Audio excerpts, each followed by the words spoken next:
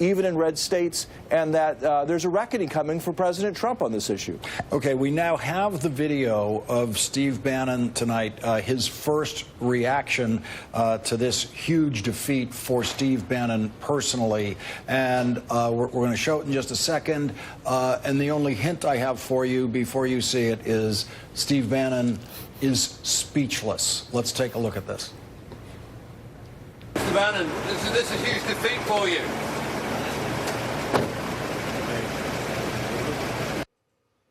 Now, we don't have ready to go all that video of Steve Bannon standing up with the microphone doing his stand-up routine in Alabama, having more to say about this than he knew.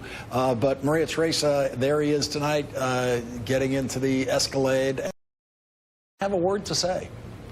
Well, because he lost famously. He went to Alabama more times than even President Trump. He thought that this was a slam dunk. Again, President Trump won Alabama just a year ago by 28 points, and this was literally the Alabama voters saying that not only did they not like the brand of Steve Bannon, but they did not actually like the brand of Donald Trump. And let's not look at this in a vacuum. The fact that the president also lost in a bigly way in Virginia and New Jersey, but also across the state, there is a wave coming. And the person who's going to wake up with heartburn, while Mitch McConnell today said, you know, I told you so. Tomorrow he's going to wake up with heartburn because now the Senate is definitely in play. Look at Nevada, look at Arizona, where you have a large group of Latino voters coming their way saying we're not going to actually support this type of presidency or the type of brand that Steve Bannon claims to be of the Republican Party.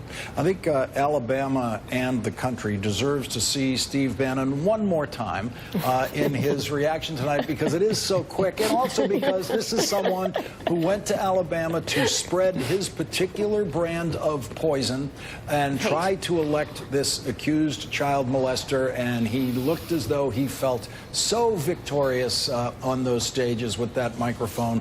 But let's take one more look at Steve Bannon tonight after he was crushed in this election in Alabama. Mr. Bannon, this is a huge defeat for you.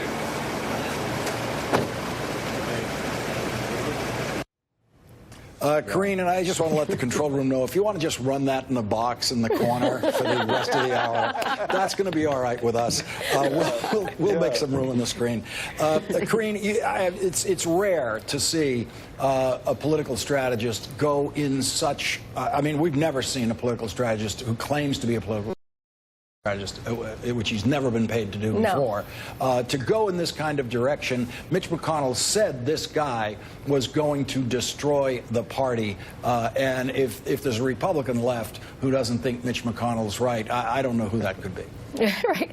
I mean, Steve Bannon wanted to, as he has always done, wanted to stick it to Mitch McConnell and the Republican Party. That's what this was all about. I mean, look, Steve Bannon is a blowhard. The only thing he's ever won was clearly last year with Donald Trump, but he didn't even run that campaign.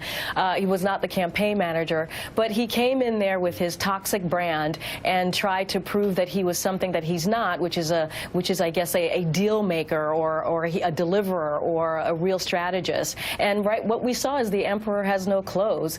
Not that I want to see that, but it is indeed what is happening with Steve Bannon.